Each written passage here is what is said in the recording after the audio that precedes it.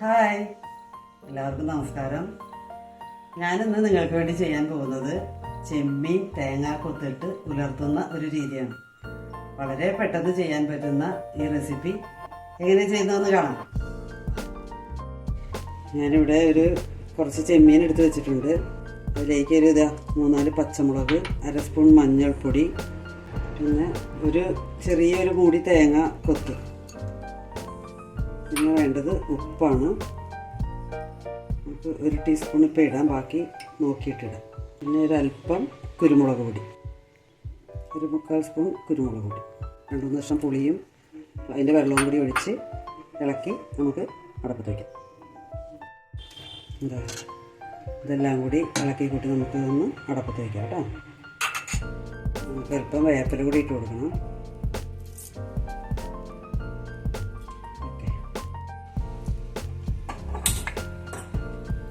ഇതൊന്ന് മൂടി വെച്ച് തിളച്ച് കഴിയുമ്പോൾ തീ കുറച്ച് വെച്ച് വറ്റിച്ചിടും.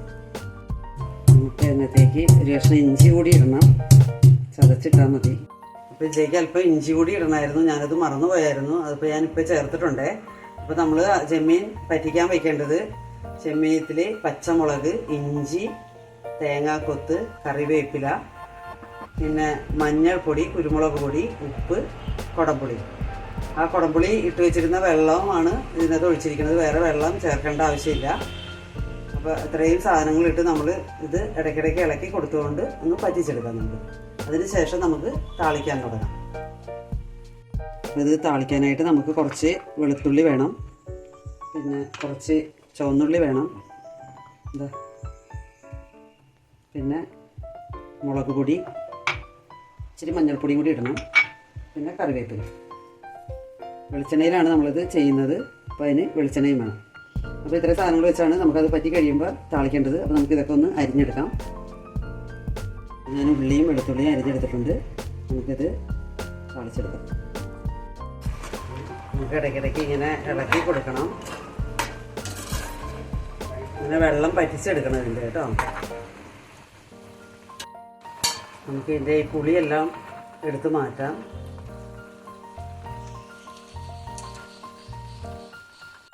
ഇപ്പോൾ നമ്മുടെ ചെമ്മീൻ്റെ വെള്ളമൊക്കെ പറ്റിയിട്ടുണ്ട്. നമുക്കിത് ഇതിൽ നിന്ന് കോരി മാറ്റി ഈ ചട്ടിയിൽ തന്നെ നമുക്കത് ഉലർത്താൻ തുടങ്ങാം. വളരെ പെട്ടെന്ന് ചെയ്യാൻ പറ്റും ഈ കറി. നമുക്ക് അല്പം വെളിച്ചെണ്ണ ഒഴിച്ചു കൊടുക്കാം.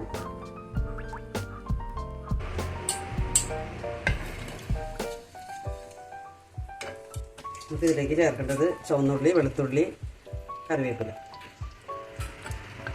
എണ്ണ ചൂടാകുമ്പോൾ നമുക്ക് ഇത്രയും സാധനങ്ങൾ ചേർത്ത് കൊടുത്ത് മൂക്ക് കഴിയുമ്പോൾ മുളക് പൊടിയും മഞ്ഞൾപ്പൊടിയും ഇട്ട് മൂപ്പിച്ചെടുക്കും.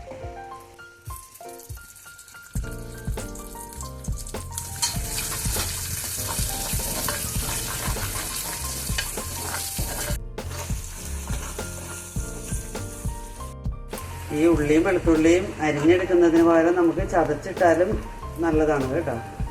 ചതച്ചെടുത്താലും മതി. നമ്മുടെ ഉള്ളി വെളുത്തുള്ളിയൊക്കെ മൂത്ത് തുടങ്ങിയിട്ടുണ്ട്. തീ കുറച്ച് വെച്ചിട്ട് നമുക്ക് പൊടികൾ ചേർത്ത് കൊടുക്കാം. മഞ്ഞൾപ്പൊടി നമ്മൾ ഇട്ടതാണെങ്കിലും സ്വല്പം മഞ്ഞൾപ്പൊടി കൂടി ഇട്ട് കൊടുക്കാം. എരിവിന് നമ്മൾ പച്ചമുളകും കുരുമുളക് പൊടി ഇട്ടിട്ടുണ്ട്. നമുക്കൊരു 1.25 ടീസ്പൂൺ മുളക് പൊടി മതി. എരിവ് കൂടുതൽ വേണമെന്നുള്ളവർക്ക് ഒരു 2 ടീസ്പൂൺ വരെ ഇടാം കേട്ടോ. പൊടികൾ മൂത്ത് കഴിയുമ്പോൾ നമുക്ക് ചെമ്മീൻ ഇട്ട് കൊടുത്ത് പുലർത്തിയെടുക്കാം.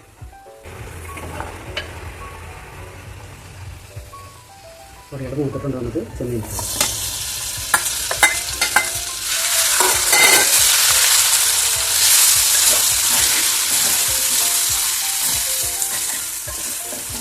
നല്ല ടേസ്റ്റാണ് ഈ കറിക്ക്. അല്പം കറി ഉണ്ടെങ്കിൽ നമുക്ക് 1 പ്ലേറ്റ് ചോറുണ്ടാകും, വേറെ കറി ഒന്നും വേണ്ട. ഇത് ഇട്ട ഉടനെ എടുക്കരുത്, നമ്മൾ അല്പം സമയം ഇതിലിട്ടൊന്ന് തീ കുറച്ച് വെച്ച് ഇടയ്ക്കിടയ്ക്ക് ഇളക്കി കൊടുത്ത് വളർത്തിയെടുക്കും. അപ്പോഴാണ് അതിൻ്റെ ടേസ്റ്റ് നന്നായിട്ട് വരുന്നത്.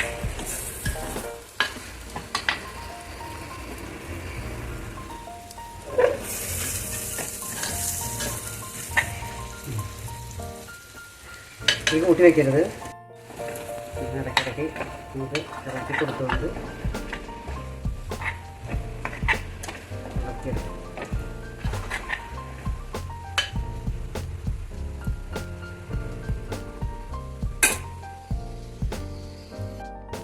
ഇതാ നമ്മുടെ ചെമ്മീൻ നല്ലപോലെ ഉലർന്നിട്ടുണ്ട്. അതിൻ്റെ കളറൊക്കെ, മുളക് പൊടിയുടെ കളറൊക്കെ ഇച്ചിരി മൂത്ത പോലെ ആയിട്ടുണ്ട്. ഇത്രയും മതി, നമുക്ക് തീ ഓഫ് ചെയ്യാം.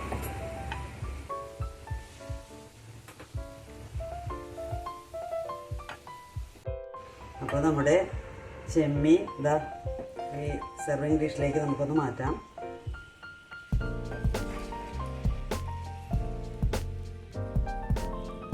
നല്ല രുചിയുള്ള കറിയാണിത്. നിങ്ങളെല്ലാവരും ഒന്ന് ചെയ്ത് നോക്കണം കേട്ടോ.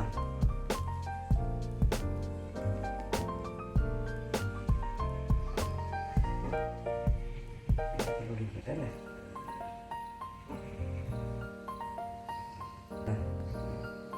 Thank you.